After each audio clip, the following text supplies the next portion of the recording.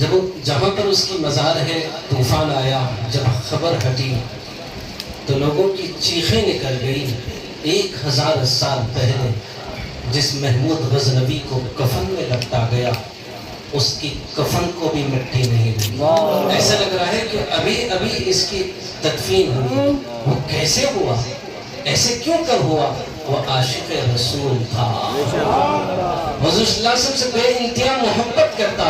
اس کے عشق اور محبت کی شہادت میرے محبوب ایک دیہاتی کے خواب میں آ کر دیتے ہیں. ایک دیہاتی مسائل اور پریشانیوں کا شکار تھا.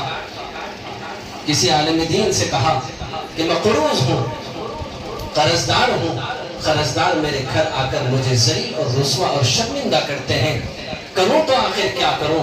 گھر میں نوجوان بیٹیاں بھی ہیں، ان کی شادی بیاہ کا مسئلہ ہے. مر جاؤں تو زندہ لاش بن جائیں گی. اگر کچھ کرنا چاہوں تو کرنے کی میرے پاس سکت اور طاقت نہیں ہے. تو اللہ والے نے کہا کثرت سے درود پڑھ لیا کر. درود تو اگر پڑھے تو 10 درود رب پڑھے. سلام ایک بار کہے تو 10 سلام حق کہے. امن ملے، سکون ملے، نبی ملے، خدا ملے. وہ کثرت سے روزانہ درود پڑھتا تھا. پڑھتے پڑھتے ایک شب رات میں حضور صلی اللہ علیہ وسلم کو اسے دیدار ہوا. سبحان اللہ. حضور صلی اللہ علیہ وسلم کو جیسے ہی دیکھا دوڑا دوڑا بھاگا اور حضور کے قدموں پہ سر رکھ دیا. یہ عشق اور محبت کی کیفیت ہوتی ہے. اور کہنے لگا کہ اللہ کے نبی صلی اللہ علیہ وسلم پریشان ہوں، مسائل میں گرفتار ہوں، آپ پلیز میری کچھ مدد فرمائیے. تو حضور صلی اللہ علیہ وسلم نے فرمایا کہ اٹھ جا محمود غزنوی سے کہنا کہ وہ تیرا قرض ادا کرے، کیونکہ اس زمانے کا بادشاہ تھا، آدھی دنیا پر حکومت کرتا تھا، ساری دنیا پر حکومت کرنے کا اس کا ارادہ تھا. حضور صلی اللہ علیہ وسلم نے کہا کہ اٹھ جا محمود غزنوی سے کہنا کہ وہ تیرا قرض ادا کرے، اور ساتھ میں وہ کہے گا ثبوت کیا ہے؟ تو محمود غزنوی سے کہنا کہ روزانہ تو 6000 مرتبہ درود پڑھتا ہے، آج 3 دن ہو گئے درود نہیں پہنچ سکا، کیا بات ہے؟ جیسے ہی خواب مکمل ہوا، نیند سے بیدار ہوا، فوراً اٹھا، غسل کیا اور سیدھا بادشاہ کی محل کی طرف چل پڑا. جب دربار میں پہنچا، دربان سے کہا کہ بادشاہ سے کہو کہ حضور کا بھیجا ہوا مہمان آیا. بادشاہ وقت بھی تھے تو حضور صلی اللہ علیہ وسلم سے عشق اور محبت کا ان کا یہ حال تھا، سراپا سر سے لے کر پیر تک محبت رسول میں غوطے لگایا کرتے تھے. بادشاہ وقت ہے، عشق کا یہ حال ہے. جب اطلاع دی گئی کہ حضور کا بھیجا ہوا مہمان آیا ہے تو بادشاہ وقت تختے نیز سے اتر گیا، استقبال کے لیے کھڑا ہو گیا.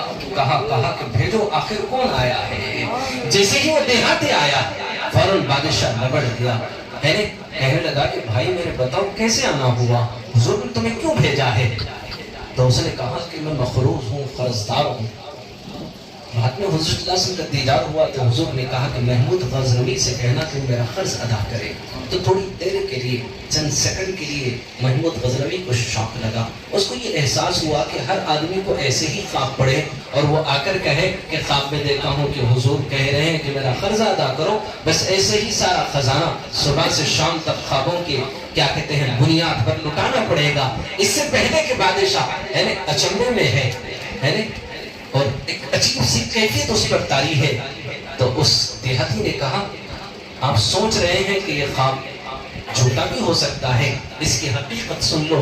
حضور صلی اللہ علیہ وسلم نے ثبوت کے لیے کہا روزانہ 6000 مرتبہ درود مجھ تک پہنچا کرتا تھا. آج 3 دن ہو گئے، محمود سے پوچھ لینا وجہ کیا ہے کہ درود نہ پڑھ سکا.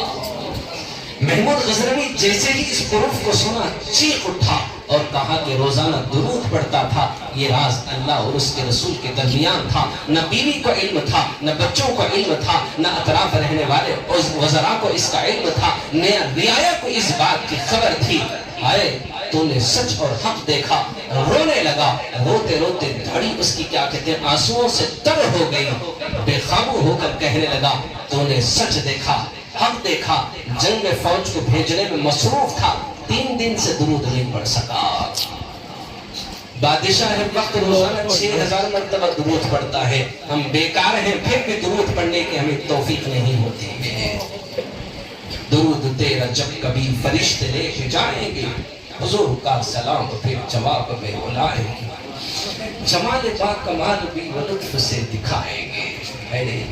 کثرت سے درود پڑھا کرو، مطلب کے لیے نہیں، مقصد کے لیے نہیں، یہ میرے محبوب مصطفیٰ صلی اللہ علیہ وسلم کا حق ہے ہمارے۔ ساری زندگی ایمان کی دولت آج ہم سینوں میں لیے ہوئے اللہ کے گھر میں بیٹھے ہیں۔ اگر میرے محبوب مصطفیٰ کی وہ محنتیں نہ ہوتی، آپ کی وہ قربانیاں نہ ہوتی، وہ ایمان آج ہمیں مسجد تک نہیں ملتا، آج ہمارے سینوں میں وہ ایمان نہیں ہوتا، ہم مسجد میں نہیں کسی مندر میں بیٹھے ہوتے، ہم اللہ کا نام نہیں کسی بتوں کا نام لیے ہوتے۔ قربان جاؤں میرے محبوب مصطفیٰ صلی اللہ علیہ وسلم کی ذات اقدس پر۔ طائف میں بے شمار آپ نے پتھر کھائے، جسم پتھروں سے زخمی ہو گیا، خون سے آپ لہو لہان ہو گئے، زخموں کی تاب نہ لائے، بے ہوش ہو کر گر پڑے۔ قربان جاؤ اس رحمت للعالمین کی ذات اقدس پر۔ آپ ہوش میں آئے تو ہاتھ اٹھا کر کہا، اے اللہ میں نے انہیں معاف کر دیا، ان طائف والوں کو آپ بھی انہیں معاف کر دیا، یہ نہیں جانتے کہ میں کون ہوں۔